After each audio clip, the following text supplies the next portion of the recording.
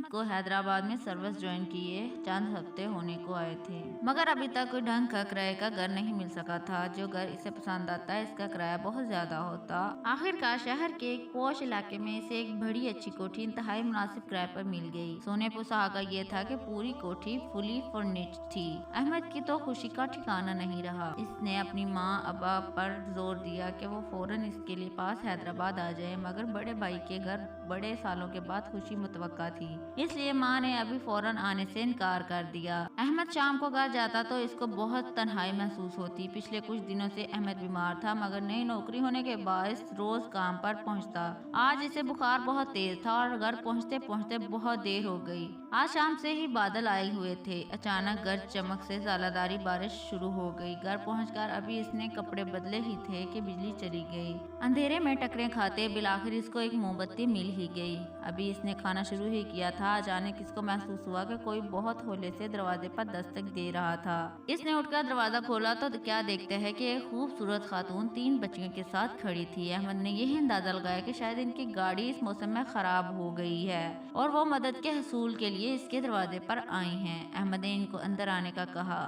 اس عورت نے بہت عجیب سے انداز میں پوچھا کہ وہ کون ہے۔ احمد نے بڑے سائنسدانہ انداز میں انہیں بتایا کہ وہ اس گھر میں کرائے پر رہتا ہے۔ احمد نے ان کو یہ بھی واضح کر دیا کہ ابھی وہ فی الوقت اکیلا ہے، لیکن ایسا محسوس ہوتا تھا جیسے اس خاتون نے اس کی بات ہی غور سے نہ سنی ہو۔ خاتون اور ان کی بچیاں اندر آ کر ڈائننگ ٹیبل پر بیٹھ گئی۔ خاتون نے احمد سے کہا کہ ان کے ڈرائیور کے آتے ہی وہ یہاں سے چلی جائیں گی۔ احمد نے ان کو یقین دہانی کرائی کہ ان کے کچھ گھنٹے اس کے گھر گزارنے پر اس کو کوئی اعتراض نہیں ہے۔ احمد کو وہ خاتون بڑی جانی پہچانی سی لگی، شاید انہوں نے آ کر اس کی بڑی آپا اور اس کی شیطان بانجی کی یاد دلا دی تھی۔ احمد نے یقین دہانی کے لیے ایک دفعہ پھر پوچھا، برا نہ منائے تو میں آپ کو آپا بلا سکتا ہوں؟ آپ کا چہرہ مجھے بڑا دیکھا بالا سا لگ رہا ہے۔ وہ خاتون پہلی دفعہ مسکرائی اور بولی، تم نے آج برے آنے والے وقت کو بڑی عقل مندی سے روک لیا ہے۔ احمد نے بے سمجھی سے بات کو سنا اور انسنا کر دیا۔ وقت گزارنے کے لیے احمد نے بچیوں سے گلنے ملنے کی کوشش کی، مگر وہ کامیاب نہ ہوا۔ خاتون نے احمد کو مخاطب کر کے کہا، لگتا ہے آپ کو اپنی جان پیاری نہیں ہے، شاید آپ کو پتہ نہیں یہ کوٹھی صاحب زدہ ہے،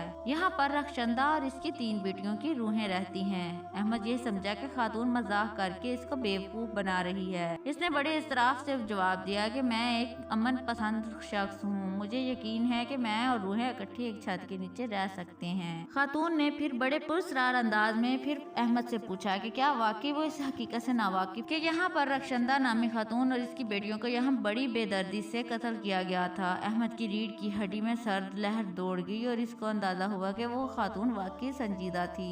اس نے ہکلا کر جواب دیا کہ وہ اس حقیقت سے مکمل طور پر لا علم تھا کہ اس کوٹھی میں کوئی دردناک حادثہ ہوا تھا۔ اس نے خاتون کو بتایا کہ وہ یہی سمجھتا تھا کہ مالک مکان ملک سے باہر ہے، کیونکہ پراپرٹی ڈیلر نے اس کو یہی بتایا تھا۔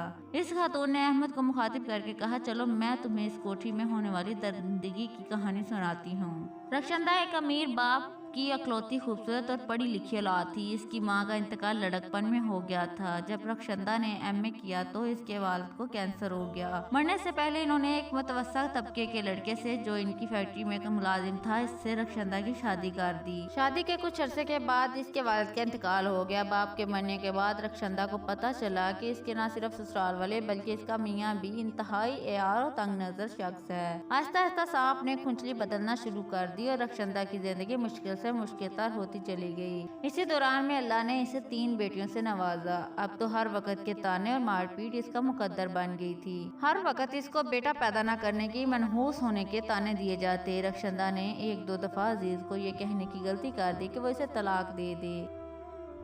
اس کے بعد عزیز نے اس کو اتنا مارا کہ وہ 1 ہفتہ ہلنے کے قابل بھی نہ رہی۔ عزیز نے اس کو صاف الفاظ میں بتایا کہ اس کی حیثیت ایک سونا کا انڈا دینے والی مرغی سی ہے، جس کو وہ ذبح تو کر سکتا ہے مگر آزاد نہیں۔ رخشندہ کا گناہ صرف یہ تھا کہ وہ 3 خوبصورت بیٹیوں کی ماں تھی۔ تیسری بچی کی پیدائش کے دوران ہونے والی پیچیدگی کے نتیجے میں ڈاکٹر نے اس کی جان بچانے کے لیے ایسا طریقہ کار اختیار کیا تھا کہ وہ اب ماں بننے کے قابل نہیں رہی تھی۔ گھر آتے ساتھ ہی اس کو سب کے بدلے ہوئے تیور تو نظر آئے تھے، مگر اس کو اس बात का अंदाजा न हुआ कि वो इससे जान छुड़ाने के लिए बेचैन थे। पिछले कुछ दिनों से अजीज का रवैया इसकी तरफ और बच्चियों की तरफ बेहतर हो गया था। वो भी खुश थी कि अल्लाह ने इसकी सुन ली। एक दिन अजीज इसकी और बच्चियों की अपनी सबकी इंश्योरेंस पॉलिसी के कागजात लाया और बड़े दिलारे से रक्षंदा से दस्तखत करवा लिए। एक रात वो बच्चियों के साथ सोई तो इसने महसूस किया कि किसी ने इनके दरवाजे को बाहर से बंद कर दिया है। वो पागलों की तरह दरवाजा पीटती रही, मगर सुई गैस इसके कमरे में बढ़ती गई और आखिरकार कार्बन मोनोऑक्साइड पॉइजनिंग से इन सबकी मौत हो गई। अजीज और इसके घर वाले सुबह मगरमच्छ के आंसू बहाते रहे और पूरा कारोबार घर और 5 करोड़ की